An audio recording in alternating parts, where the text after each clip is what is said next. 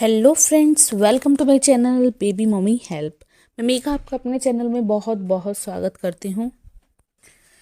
कैसे हैं आप लोग? आई थिंक सभी स्वस्थ होंगे और बहुत ही खुश होंगे। दोस्तों, बच्चों के कान में दर्द की वजह या तो जुकाम होती है या फिर होता है ईयर इन्फेक्शन।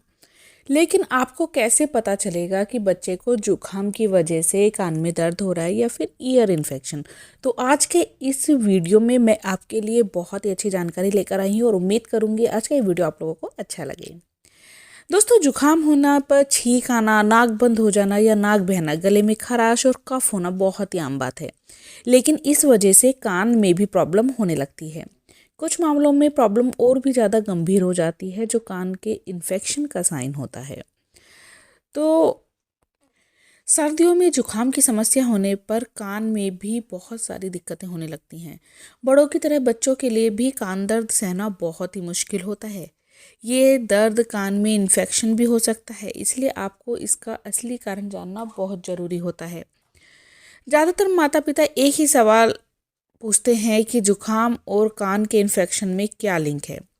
तो मैं आपको बता देती हूँ कि कान का इन्फेक्शन भी अक्सर जुकाम या फ्लू होने पर शुरू हो जाता है, क्योंकि मिडिल कान ऊपरी श्वसन तंत्र से जुड़ा होता है, जो छोटे चैनल द्वारा ट्यूब के रूप में जाना जाता है। नाक या साइनस कैविटीज में बढ़ने वाले सूक्ष्म जीवों में ट्यूब में चढ़ने और मिडिल ईयर में जाने की जो क्षमता होती है, उसी कारण से कान में इन्फेक्शन होता है।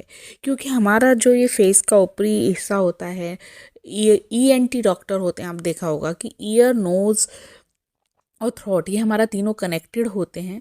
तो इस वजह से जुकाम होने पर कान में भी इन्फेक्शन हो जाता है। लेकिन पेरेंट्स को ये क्लियर करने में बहुत ही असुविधा होती है या मेरे को मुश्किल होती है कि किस वजह से कान में दर्द हो रहा है।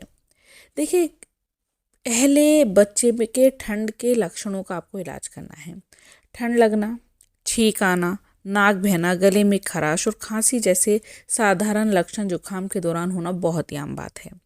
ऐसा इसलिए होता है क्योंकि हमारे ईयर ड्रम वायरल इन्फेक्शन की वजह से सूज जाते हैं। जैसे ही बच्चे को ठंड के लक्षणों का इलाज किया जाता है, वैसे ही कान में होने वाला धीमा, तेज या जलन वाला दर्द भी कम होने लगता है।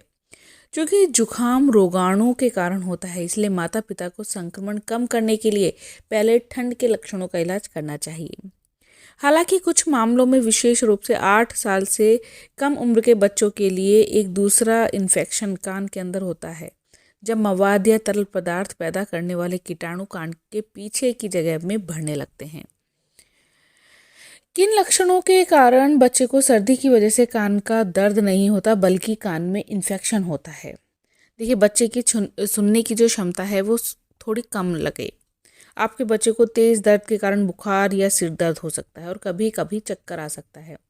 बच्चे को नींद आने में काफ़ी मुश्किल होती है। भूख की कमी, उल्टी और क्रैकिंग हो जाता है आपका बच्चा, तो बहुत ज़्यादा चिड़चिड़ा होने लगता है।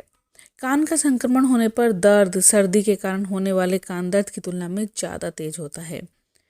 अगर बच्चे को उल्टी या भूख कम लगने के साथ साथ कान में दर्द हो तो मेडिकल हेल्प आपको ज़रूर लेनी चाहिए। अगर बच्चे को कान का इन्फेक्शन ज़्यादा हो, देखिए, बच्चे को कान का इन्फेक्शन होने की संभावना ज़्यादा होती है, क्योंकि वयस्कों की तुलना में बच्चों का जो कान का मार्ग होता है वो छोटा होता है। इससे न केवल सूक्ष्म जीवों को मध्य कान तक पहुंचने में आसानी होती है, बल्कि इसका मतलब ये भी है कि फ्लूइड काफ़ी आसानी से फंस जाता है। क्योंकि बच्चे का इम्यून सिस्टम अभी भी काफ़ी कम होता है, इसलिए इन्फेक्शन के मुकाबला करना उनके लिए बहुत ही मुश्किल होता है। बच्चों के कान के संक्रमण के सबसे ज़्यादा जो चांसेस हैं वो बहुत ज़्यादा रहते हैं। बदलते मौसम की वजह से बच्चे को ठंड लग जाती है। ऐसे में माता पिता को बच्चे की सामान्य सर्दी के लक्षणों को पहचान कर उनका इलाज करना चाहिए। अगर मैं आप लोगों को अपने बेटे की बात बताऊं, तो मेरे बेटे को एक बार काफ़ी जुकाम हो रहा था। तो जुकाम काफ़ी 1 वीक के करीब हो गया था, तो उसका कान में से मवाद की तरह बहने लगा। जब हम लोगों ने ध्यान दिया तो पता चला कि जो आपका म्यूकस होता है, जुखाम, वो अच्छे से बाहर ना निकल पाने की वजह से कान के रास्ते से वो बाहर आने लगा। रात में उसका कान बहना शुरू हुआ। नेक्स्ट डे जब हम मॉर्निंग में ईएनटी स्पेशलिस्ट के पास गए तब उन्होंने उसके ईयर को साफ़ करके हमें मेडिसिन दी। 1 वीक की मेडिसिन उसकी चली, तब जाकर उसका कान बिल्कुल ठीक हुआ। तो ऐसा भी हो जाता है। तो बहुत सारी सिचुएशन में आपको पैनिक होने की बिल्कुल ज़रूरत नहीं है। अच्छे ईएनटी स्पेशलिस्ट को दिखाकर अपने बच्चे के कान और कफ कोल्ड का इलाज कराएं, जिससे कि बच्चे को आगे कोई परेशानी हो ही ना। तो उम्मीद करती हूँ आज का ये वीडियो आप लोगों को अच्छा लगा होगा। अच्छा लगा हो चैनल को ज़रूर सब्सक्राइब करें, लाइक करें, कमेंट करें, वीडियो को ज़्यादा से ज़्यादा शेयर करें। Thank you for watching baby mummy help. Thank you. नमस्कार।